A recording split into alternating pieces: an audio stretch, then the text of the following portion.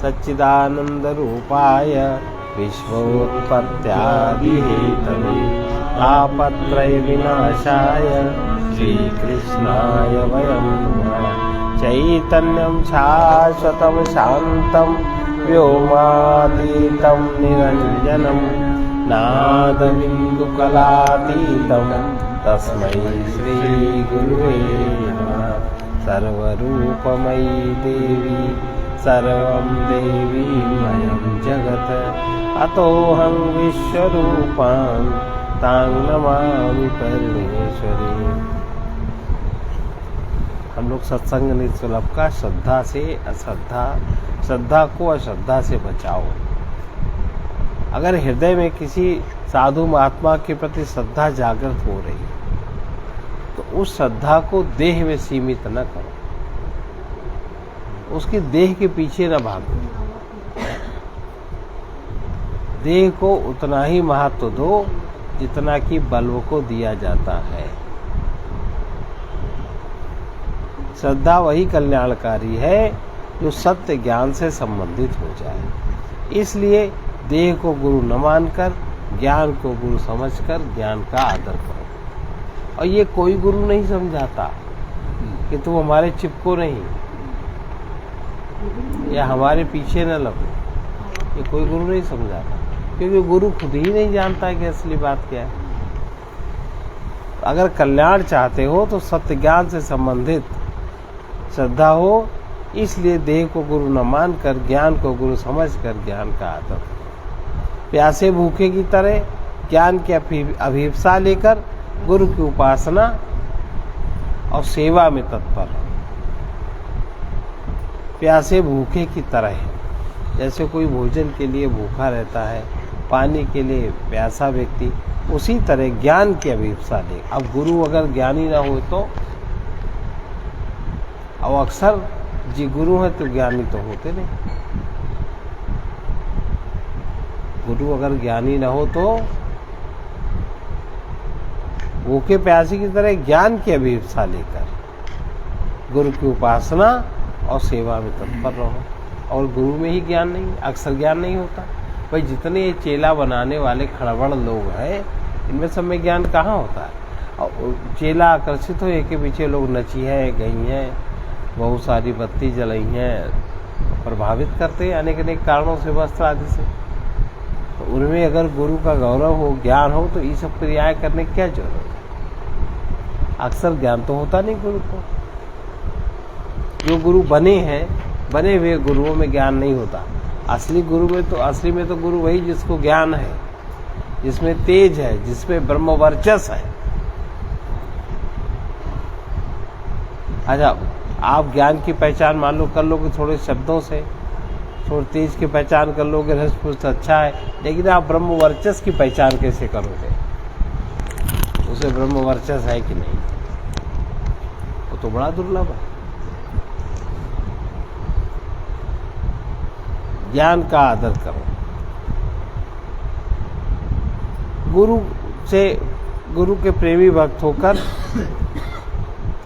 गुरु से धन मान भोग सुख अगर चाहोगे तो शांति भक्ति मुक्ति से विमुक्ता हो जाएगी और अंत में दुख भोगना पड़ेगा। अगर श्रद्धावान हो तो गुरु ज्ञान के द्वारा यदि तुम अपने में और सभी में परमात्मा का अनुभव न कर सकोगा, ऐसा ज्ञान गुरु का नहीं है। अपने में पहले परमात्मा का अनुभव हो जाए और फिर सब में होने लगे, तब तो निश्चित ही है कि अगर ऐसा न कर सके, तब जैसे तुमने लोगों को ठगा है, ऐसे संसार के नाम रूपों द्वारा तुम भी ठगे जाओगे। भाई ठगना ही है। वस्त्र दिखायो जगत को सबका बस माकीन, अंतकाल फांसी पड़े बास नरक मालीन। अब इसमें लोग कहते हैं किसने देखा कि ऊपर क्या हो। हमने तो भाई देखा है, हम तो डरते हैं, हम तो जानते हैं इस बात को।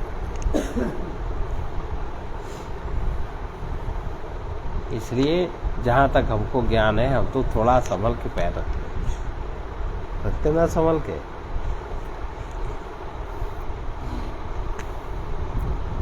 इसलिए गुरु का विवेक यही है कि तुम्हारे अहंग को और मेरापने के आकारों को, अपने अहंग को, गुरु में अगर विवेक है, गुरु के विवेक के सहारे अगर चल रहे हो, तो जो तुम्हारे में अहंग है वो उस अहंग को मेरापन के आकारों से मुक्त कर लो। गुरु अगर तुम्हारी इसमें सहायता करते हैं तब तो ठीक, वरना तो ठीक है। देह को तथा वस्तु व्यक्ति को अपनी मानने से अहंकार देहाध्यास ही बना रहता है। यही सत्य के बोध में बाधक रहता है। इसे सत्य का बोध नहीं कि देहाध्यास ज्यादा है। देह को तथा वस्तु को अपनी मानने से अहंकार का देहाध्यास बना ही रहता है। यही सत्य के बीच में बाधा डालता है।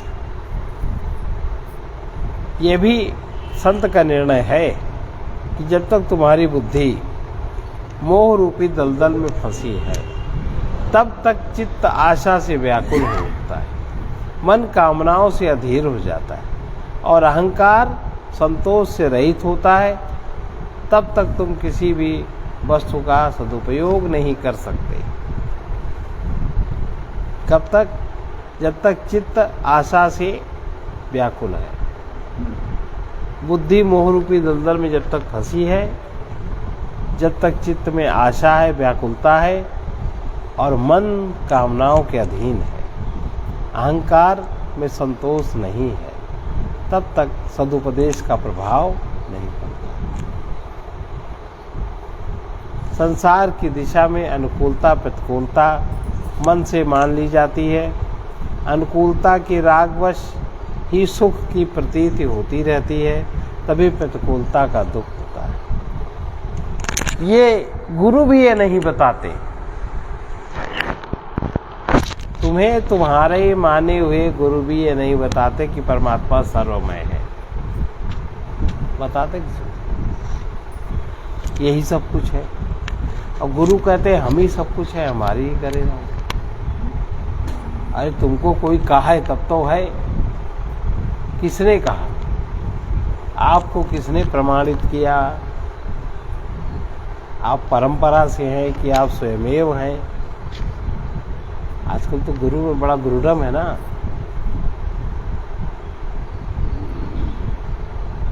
अभी जितने गुरु घूमते हैं पथिक जी महाराज के, क्या उनको पथिक जी ने प्रमाणित किया? नहीं किया है। और मानते हो उनको तो वही प्रमाणित करेंगे। नहीं किया उन्होंने, तो तुम गुरु हुए क्या? राम कथा कहने लगे, व्यास कथा कहने लगे, गीता के श्लोक बाँचने लगे, तो तुम गुरु हो गए क्या? जैसे महाराज जी करवाते थे वैसे हम भी करवाते। जैसे महाराज जी का जो आचरण तुमने बाहर एक आध जरा बहुत देख पाया, वैसा तुम भी करने लगे। ये कौन सी बात है? ये तो प्रमाण नहीं है। अब जैसे संघ चालक महोदय हैं, वो किसी को न चुने और सब अपने संघ चालक मानने लगे। नहीं ना। ये कितना बड़ा अपराध है। अपने प्रति अपराध है, समाज के प्रति अपराध है और उस आध्यात्मिक परंपरा के प्रति अपराध है। आध्यात्मिक जो परंपरा चल रही उसके प्रति अपराध है कि नहीं? क्यों बाबा? और ये बात किसी को समझ में लेवल ही नहीं है कुछ। क्या बात समझे? और हमने उदाहरण देखा है, नागा बाबा जी के समाज में उनके में 8-10 लोग थे, उनके पीछे पीछे घूमते थे। वो तो का किसी प्रमाणित करेंगे और सब गुरु बने और सबकी बड़ी बुरी दशाएं भाई, सबके सही बड़ी गंदी तरीके छूटे, बुरी दशा को प्राप्त हुए। क्यों? ज्ञानी के साथ तो ऐसा नहीं होता। ज्ञानी बहुत तकलीफ होगा, सही छोड़ देगा, घसीटता नहीं। पहले से उसका आचरण ऐसा होता है कि उसके जो भी विपरीत है सब करता छटता रहता है, सुखासक्त नहीं होता वो।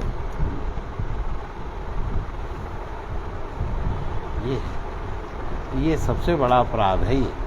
और जिस अपराध को जो इससे अनजान है कोई समझ नहीं पाता। तो परमात्मा ही सर्वमय है,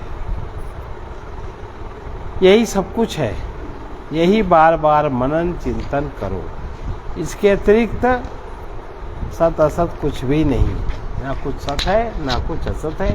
व्यवहारिक भाषा समझने के लिए सत असत है और वैसे नहीं। लाखों नर नारी समुदाय के मध्य, गीता में भी लिखा है, रामायण में भी लिखा है, कौन सा? 1000 मनुष्यों में कोई एक भक्त होता है, आता है। हाँ चलो शुरू करो। नर सहस्त्र में सुनहु पुरारी, को एक होए धर्म व्रतधारी।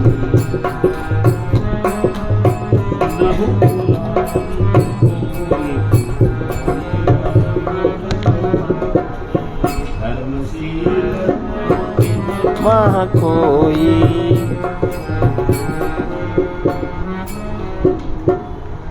नहीं पता।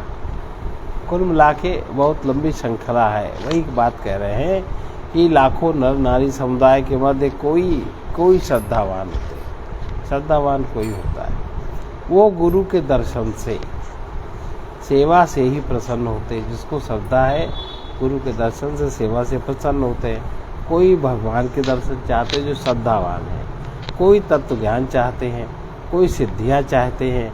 परंतु ऐसा साधक मिलना मुश्किल है कि जो अंतःकरण की शुद्धि चाहे। अब अंतःकरण की शुद्धि सभी साधनों का मूल है। अंतःकरण की शुद्धि होने से ये सब स्वतः सिद्ध हो जाएंगे। अनेक साधक तो मन को बस में करने की साधना ही पूछते रहते हैं, मन बस में कैसे हो। मन की चंचलता से उतने समय तक ही खिन्न रहते हैं जितने समय तक भगवान का नाम जपते हैं। तब तक उनका कथन है कि भगवान के नाम जपने में मन नहीं लगता, या मूर्ति का ध्यान करते हैं। तो तब जो मन चंचल है वो उनको शिकायत है कि हमारा मन उस समय चंचल ना रहे, दिन में चाहे जैसा रहे, पूजा के समय हम ठीक रहे। मन तो को उतने समय तक इससे देखना चाहते हो जितने समय तक भजन ध्यान करते हो। यही तो लोगों की मांग है। विचार करो कि तुम चंचल मन को देखने वाले कौन हो।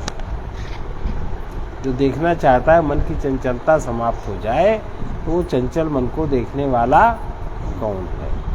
और मन की चंचलता को तुम कहाँ किसमें ठहर कर देखोगे, या अभी कहाँ ठहर कर देख रहे हो कि मन चंचल है। विचार की बात है। तुम क्यों कह रहे हो कि मन चंचल है, और ये देखने वाला कहाँ ठहर के देख रहा है कि मन चंचल है। इस बात पे विचार करो। अब ये है देखो गुरुओं की बात है ना। अब वो यहीं से तुम्हें रास्ता तुम्हारा मिल जाएगा। इतनी बात से तुम विचार करो कि चंचल मन को देखने वाले तुम कौन हो, और मन की चंचलता को तुम कहाँ किसमें ठहर कर देखते हो। यदि चंचल मन में बैठकर मन की चंचलता को देख रहे हो तब तो अपने ऊपर कृपा करो, मन से उतर जाओ, मन से अलग हो जाओ और देखो कि मैं नित्य चेतन परमात्मा में हूँ लेकिन मन प्रकृति में है। तो तुम देख पा रहे हो असली बात। अब आगे वो असली बात, जीवन में प्रारब्धानुसार जितनी वस्तुओं का तथा जितने व्यक्तियों का संयोग होता है सब भोग के लिए होता है। केवल संत संयोग भोगों की सीमा के पार नित्य योग के लिए होता है, जो कि भगवान की कृपा से होता है। वो तुम्हारे प्रारब्ध में नहीं है। संत का सहयोग तुम्हारे भाग्य में नहीं है, भाग्य का भोग नहीं है। सूक्ष्म बुद्धि द्वारा इस बात को समझ सकते हो कि संयोग अपने से भिन्न वस्तुओं व्यक्तियों का होता है, लेकिन जो अपने से नित्य अभिन्न है, अखंड है, अनंत है, उसका संयोग नहीं होता, क्योंकि उसका तो सदा से नित्य योग है। उसकी अनुभूति के लिए संत का सहयोग चाहिए। जो तुम्हारे प्रारब्ध से नहीं होता, वो तुम्हारी अभिप्सा पर निर्भर है। अगर अभिप्सा न हुई, श्रद्धा न हुई, तो संत के पास रहते हुए भी आप नहीं समझ सकते। और तुम सोचो कि वो बतावे, वो कुछ न बताने वाला, काहे बताएगा, क्यों बताएगा?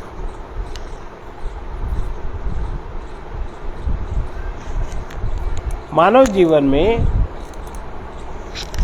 जब निष्काम पुण्य संचित होते हैं, अब निष्काम पुण्य किसे कहते हैं? जिन पुण्यों के बदले संसार से कुछ नहीं चाहा गया हो, उसी पुण्य से संत का संयोग हुआ करता है। तुमने पुण्य तो करी, तुमने सेवा तो करी, उसके बदले तुमने कुछ नहीं चाहा, तो वो जब पुण्यों का ढेर इकट्ठा हो जाता है, तब उसके बदले जो परमात्मा की ओर से तुम्हें पुरस्कार मिलता है, वो किसी महात्मा का संयोग मिलता है। वो प्रारब्ध से नहीं होता। वो लिखा तो है, देखो, पुण्य पुंज बिनु मिलहि न संता, पुण्य पुंज बिनु मिलहि न संता, सतसंगति संस्कृति करे अंता, सतसंगति संस्कृति करे। पुण्य एक जग माह नहीं दूजा, एक जग माह नहीं दूजा, मन वच कर्म भी प्रपद पूजा, मन वच कर्म भी प्रपद पूजा। ये इसके संयोग से, ये जब बहुत ज़्यादा होता है तब संत का संयोग हुआ करता है, और इसी को भगवत कृपा कहा जाता है। बड़े भाग्य से संत संयोग सुलभ होता है। बड़े भाग्य से संत संयोग सुलभ होने पर जो मैंने समझा, जो मैंने देखा, वही बात जो मेरी बात सुनने के लिए आते हैं, उन श्रद्धालुओं को मैं समझाता हूँ। कोई बात सुनकर मान लेना किसी बालक के लिए भी सरल है, इसे सुनकर मानो मत, लेकिन उस बात को समझ लेना, जान लेना विद्वान के लिए भी बहुत कठिन है। हाँ, विप्र कौन है? अभी तक विप्र नहीं जाने, विप्र कौन है? नहीं, विप्र माने ब्राह्मण नहीं होता। ब्राह्मण और विप्र फर्क है, उसका अंतर। हर जगह तुलसीदास ने विप्र शब्द का ही तो प्रयोग किया है। जन्मना ज्ञायते ब्रह्म, देखो असली श्लोक यह है मनुस्मृति का। अब 700 साल पहले इसको बदल दिया, जन्मना जायते शूद्र। तो जब सब शूद्र हो सकते हैं, क्षत्रिय भी तो सब हो सकते हैं, वैश्य भी तो कोई हो सकता है, ब्राह्मण भी तो कोई हो सकता है, शूद्र को इतना महत्व क्यों दिया? अब ये तर्क से या व्याकरण से अपने आप ही गलत है। बोलिए, बताइए। तो इसका मतलब शूद्र ने लिखा तो शूद्र को महत्व दे रहा है कि हम सबसे बड़े हैं। इसका मतलब तो यही हुआ ना, जन्मना जायते ब्रह्म संस्कारा द्विज उच्यते, वेद पाठी भवेद विप्रः ब्रह्म जानाति ब्राह्मणा। ये मनुस्मृति का श्लोक है। याज्ञवल्क्य की स्मृति इसको थोड़ा फर्क से कहा है। सद ज्ञान को अथवा आत्मज्ञान को अथवा अविवेक का दुष्परिणाम भोगते हुए, ये भी हमें ज्ञात हुआ संत के संग से, सद ज्ञान को अथवा आत्मज्ञान को अथवा अविवेक का दुष्परिणाम दुख भोगते हुए जब सद्विवेक की सच्ची प्यास जागृत होती है, तब साधक को संसार में कुछ भी पाने भोगने की चाह नहीं रह जाती। तभी साधक को अपने माने हुए गुरु द्वारा ही सद्गुरु प्रेरणा देते हैं। सद्गुरु कृपा से कल्याणार्थी साधक को अपनी अहंकृतियों में भूल का तथा भ्रम का सदसत का विवेक जागृत होता है। अपनी अहंकृति सद्गुरु कृपा से जो अपना कल्याण चाहते हैं, उसी साधक को अपनी अहंकृतियों में, अहंकृति माने जो भी करता है, भूल का, भ्रम का, सद असत का विवेक जागृत होता है। अविवेकी अहंकार जो गुरु के उसमें है बात मानता, उसको तो जागृत हो जाता है। लेकिन जिसका जो अविवेकी है, जो अहंकार में मदमस्त है, अविवेकी अहंकार कुछ संचित पुण्यों के प्रभाव से संत संग में तो बैठता है। संत संग के प्रभाव से कदाचित भगवत भजन के नाम पर कुछ जप करेगा, कुछ कीर्तन करेगा, कुछ प्रार्थना करेगा, कुछ कथा करेगा, कुछ माइक लगा के रामायण का पाठ भी करेगा। श्रवण करते हुए वो भगवान को नहीं चाहता, प्रत्युत भगवान से संसार के सुखों भोग के लिए धन, मान, पद, प्रतिष्ठा, अन्यान्य संयोग चाहता है। इस सर्वभक्षक से, माने इस अहंकार से, इस सर्वभक्षक अहंकार से बचने के लिए गुरु का विवेक परम आवश्यक है, जो कि किसी गुरु कृपा पात्र शिष्य में ही जाग पाता है, सब में नहीं जाग पाता। विवेकाधो ही जात्यंधा, विवेकांधो ही जात्यंधा, सोचा सर्वत्र दुर्मति, सोचा सर्वत्र दुर्मति। जो दुर्मति के साथ विवेकहीन है उसे जन्मांध ही समझना चाहिए, बस जी कहते हैं। सात्विक श्रद्धावान ही सद्विवेक को प्राप्त कर पाता है। सद्विवेक न होने के कारण ही अहंकार में लोक से मान पाने की वासना है और सर्व शास्त्रों के ज्ञान की वासना है, और देह को सुंदर आकर्षक बनाए रखने के लिए अनेक प्रकार की औषधियों की वासना होती।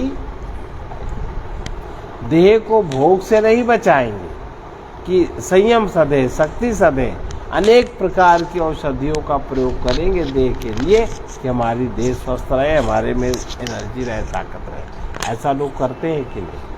वो संयम की साधन नहीं करते, भोग भी करते हैं, और भोग से जब शक्ति क्षीण होती है तब उसके लिए अनेक औषधियों का प्रयोग करते हैं।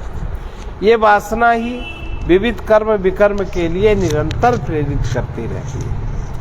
ऐसी प्रेरणा से संत महात्मा कहते हैं बचो।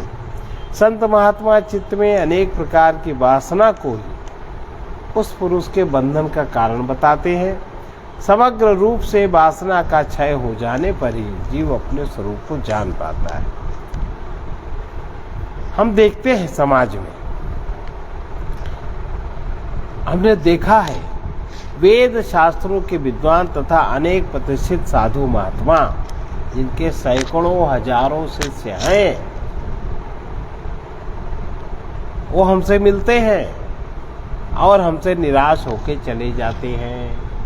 तब तो ही तो था, मिलते हैं फिर वो हमसे निराश होके चले जाते हैं।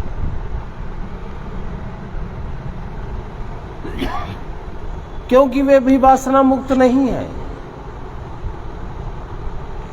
और जो वासना मुक्त नहीं है अत्यंत प्रपंच में व्यस्त है।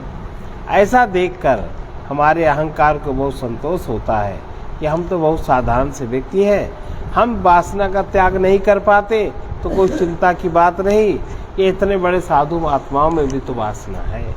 हमारे आगे वासना बद्ध विद्वानों की बड़ी भीड़ है, तो ये देख करके हम संतोष कर लेते हैं। सद्गुरु समझाते हैं इस प्रकार दूसरों को वासनाबद्ध देखकर अपनी दुर्दशा पर संतोष नहीं करना चाहिए। ये महामूढ़ता है, अपने प्रति घोर अपराध है, अविवेक का अनादर है। श्रद्धा जब जागृत होती है तब संत संग सुलभ होने पर भी यदि तुम विवेक द्वारा अपना उद्धार नहीं कर पाते, आत्मोपासना के द्वारा वासना को नहीं छोड़ पाते, तब तो तुम अपने शत्रु हो। अंत में तुम्हें परम दुख तो भोगना ही है। इससे तुम्हें सद्गुरु फिर नहीं बचा सकते, वरना वो जो कहते हैं उनको उपदेश का पालन करो। अविवेकी मनुष्य अपने बनाए हुए दोषों के कारण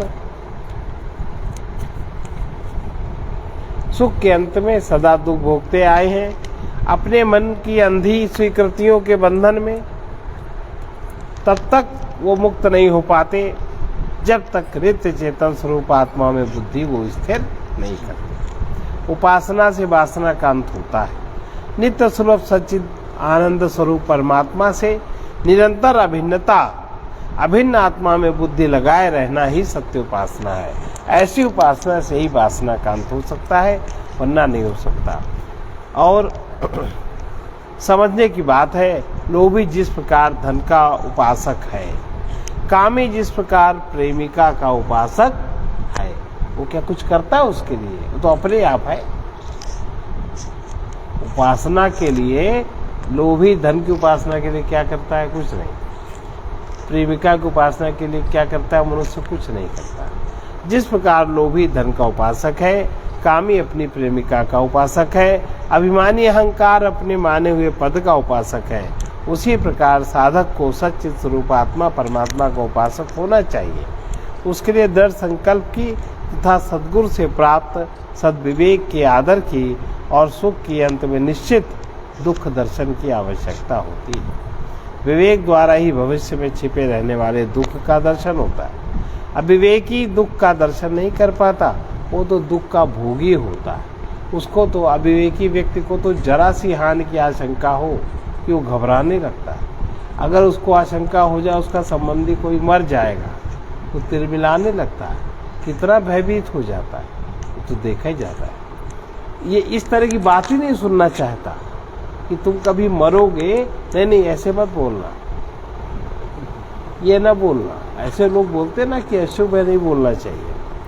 अब सुखासक्त भोगी जन तन धन सजन तथा पद अधिकार के उपासक हुआ करते हैं। परमार्थी साधक प्राणोपासना करते, प्रणवोपासना करते, उन्हें शक्ति प्राप्त होती है। इसी प्रकार मन की उपासना से अनेक प्रकार की सिद्धियों का लाभ लेते हैं। जो बुद्धि के उपासक है उनको तत्वज्ञान होता है।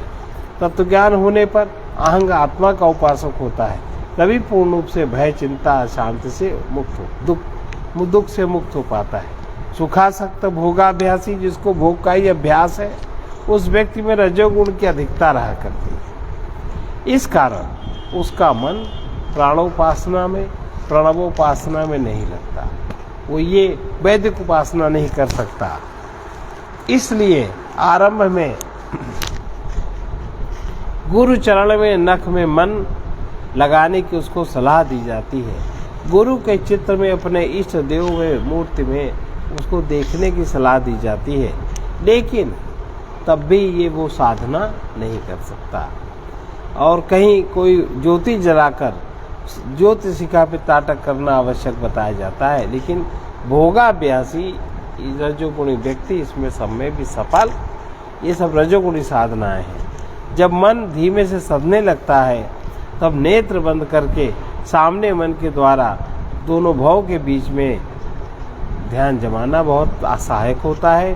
ध्यान के सधने पर नाद सुनाई देता है और उसी में मन को लगाना अंतर यात्रा की साधना है। जब एकांत में रहने का अभ्यास हो जाए, अधिक मेल मिलाप अथवा व्यवहारिक व्यापार आदि की चिंता जब न रहे, ये सब बात कौन कहे। लोग कहते हैं जा रहे चेलों से मिलने, उनका भला होगा, और बढ़ाते रहते हैं अपना व्यापार। किसी जानकार से पूछकर आरंभ में नाड़ी शोधन प्राणायाम से शुरू करना चाहिए। इसको अनुलोम विलोम भी कहते हैं। हठ योग के ग्रंथों में 10 प्रकार के प्राणायामों में इसका भी वर्णन विधिवत है। इसे नित्य 10-15 दिन करने से फिर भस्त्रिका प्राणायाम करने की आदत डालनी चाहिए। भस्त्रिका में लोहार की धोखनी की भांति गहरी सांस लेनी और छोड़नी पड़ती है। योगिक क्रियाओं का अभ्यास समतल भूमि में ही करना चाहिए। आसपास कोई सामान नहीं रहना चाहिए।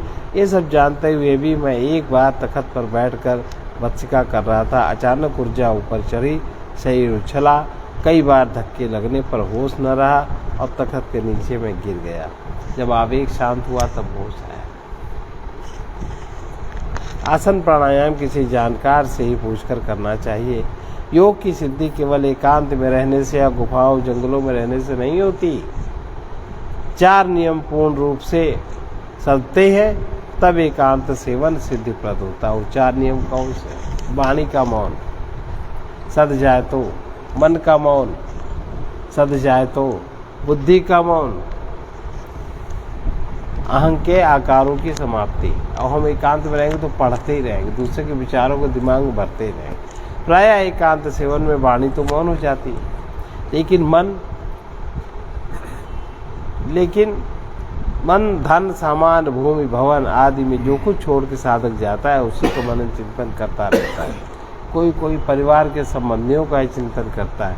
इसलिए कोई वस्तु अपनी मानने के लिए ना रहे, इसी को अपरिग्रह कहते हैं। ये अपरिग्रह विचार स्तर से होना चाहिए। वस्तु छोड़ देने पर भी यदि कोई व्यक्ति याद आता है, वही याद आएगा जिससे कुछ आशाएं रहा करती हैं। इसलिए सभी ओर से जब तक निराशा न हो जाए तब तक कोई एकांत सेवन नहीं कर सकता। बहुत कड़ी बातें हैं ये, और सत्य है। किसी से आशा न रहने पर यदि भीतर कोई वासना है, महत्वाकांक्षा छिपी रहती, तब वो जाग जाती है। अब अगर उसको जागने की विधि तुम्हें सद्गुरु ने नहीं बताई कैसे उससे बचो, तो उसमें झूल जाओगे। इन 4 बाधाओं से साधक सावधान रहकर नित्य एकांत सेवन जब करता है तब उसे योग की सिद्धि सुलभ होती है। योगस्य प्रथमम द्वारम वांग निरोधो निराशा च निरीहा च नित्यमेकांत सेवनम। ये योग के पहले द्वार है। विवेक चूड़ामणि में लिखे, योगस्य प्रथमम द्वारम वांग निरोधो निराशा च निरीहा च नित्येकांत सेवनम। अब इन 4 बाधाओं से साधक सावधान रहकर नित्य एकांत सेवन करता है, उसी को योग सिद्धि सुलभ हो पाती है। जब भीतर अनेकता का अंत हो जाता है, केवल एक अद्वैत आत्मा परमात्मा का बोध जागृत रहता है। ये एकांत की पूर्णता है। सद्गुरु श्रद्धावान सत्शिष्य को सावधान करता कि भयानक आपत्ति आने पर भी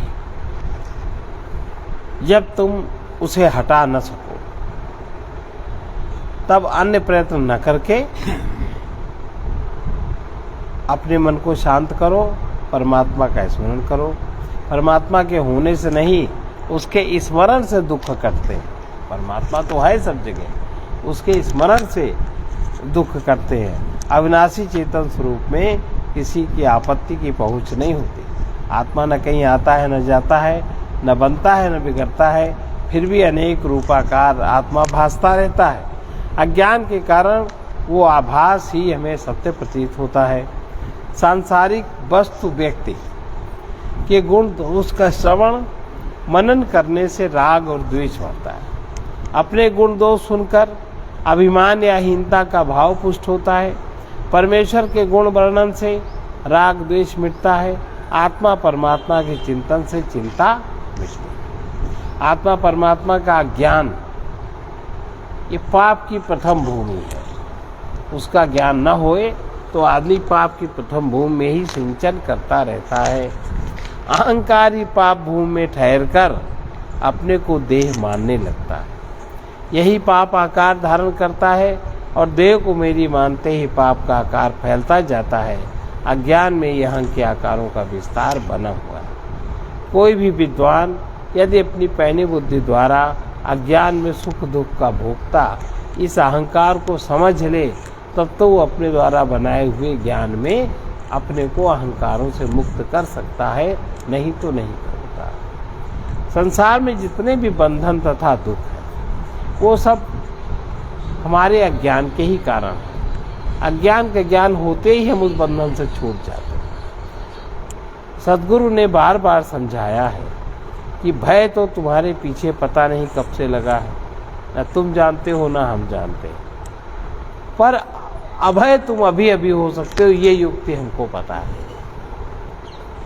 मोह तो मन के साथ जाने कब से चल रहा है, लेकिन प्रेम में तुम मोह रहित अपने को अभी अभी बना सकते हो, ये तो तुरंत हो जाएगा। जो चेतना दोषों से लिपटी है उसे तुम सद्गुणों से सुसज्जित अभी अभी कर सकते हो वर्तमान में। तुम यह कहकर प्रमादी न बनो कि भगवान की माया न चाहती। ये सब तुम्हारे अपने को बचाने के लिए इस वाक्यों का प्रयोग करते हो। तुम्हें सुखोपभोग की कामना न चाहती है जब तक तुम अज्ञान में हो। भगवान की माया नहीं न चाहती। जब तुम सुन चुके हो, पढ़ा भी है कि कामनाएं कभी पूर्ण होती ही नहीं, ये समझते हुए इस ज्ञान का अनादर न करो। आत्मवान होकर साक्षी रहकर काम क्रोधादि से अपने को निरंतर मुक्त रख सकते हैं। इसके लिए अहंकार निरंतर बचता रहता है। उस अहंकार की युक्ति को भी समझो, तभी तुम अपने को बचा सकते हो। बस इतना ही।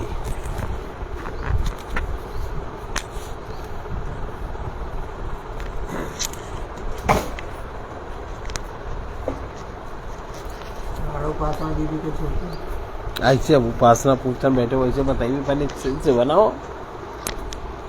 ऐसे सस्ता है क्या? बहुत सस्ता है क्या? है सस्ते बांटने के लिए। क्या सस्ता बांटते हैं ये भाई। सस्ता जिसके पास है भैया बांटेगा, हम तो नहीं बांट सकते। कहाँ बांटते? सस्ता पूछ रहा है।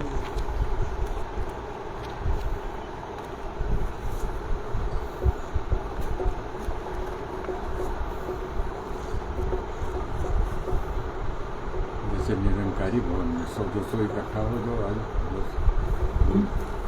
निरंकारी भवन में 100-200 इकट्ठा हो जाते हैं। कोशिश मंत्र बताते हैं, उसकी बन जाते।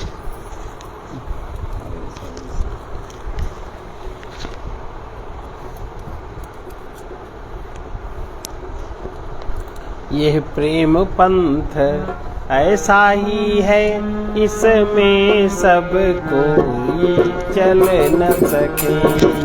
प्रेम पंथ ऐसा ही है, इसमें सब कोई चल न सके। कितने ही बढ़े थके फिसले, कितने ही बढ़े थके फिसले, कुछ आगे गए संभल न सके। कुछ आगे गए संभल न सके। जो कुछ न चाहते हैं जग में, जो कुछ न चाहते हैं जग में, वो कहीं न रुकते हैं मग में। वो कहीं न रुकते हैं मग में। है सुंदर सांची प्रीति वही है, सुंदर सांची प्रीति वही, जो उर से कभी निकल न सके। जो उर से कभी निकल न सके। यह प्रेम पंथ ऐसा ही है, प्रेम पंथ ऐसा ही है, जिसमें सब कोई चल न सके। जिसमें सब कोई चल न सके। वे प्रेमी ही अधिकारी हैं, वे प्रेमी ही अधिकारी हैं, जो इतने धीरज धारी हैं। जो इतने धीरज धारी हैं। चाहे कितना ही दुख आए, चाहे कितना ही दुख आए, तन जाए पर प्रण टल न सके। तन जाए पर चल न सके। कितने ही बढ़े थके फिसले, कितने ही बड़े थके फिसले, कुछ आगे गए संभल न सके। कुछ आगे गए संभल न सके। वे मिलते सब कुछ खोने से, वे मिलते सब कुछ खोने से, उर का मल धुलता रोने से। उर का मल धुलता रोने से। प्रियतम का वो प्रेमी कैसा, प्रियतम का वो प्रेमी कैसा, जो विरह अग्नि में जल न सके। जो विरह अग्नि में जल न सके। जो भोग सुखों का त्यागी है, जो भोग सुखों का त्यागी है, प्रभुता से पूर्ण विरागी है। प्रभुता से पूर्ण विरागी है।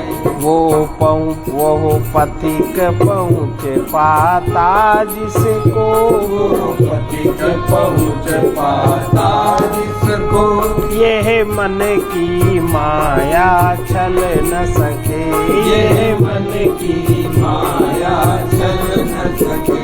यह प्रेम पंथ ऐसा ही है, यह प्रेम पंथ ऐसा ही है, जिसमें सब कोई चल न सके, जिसमें सब कोई चल न सके।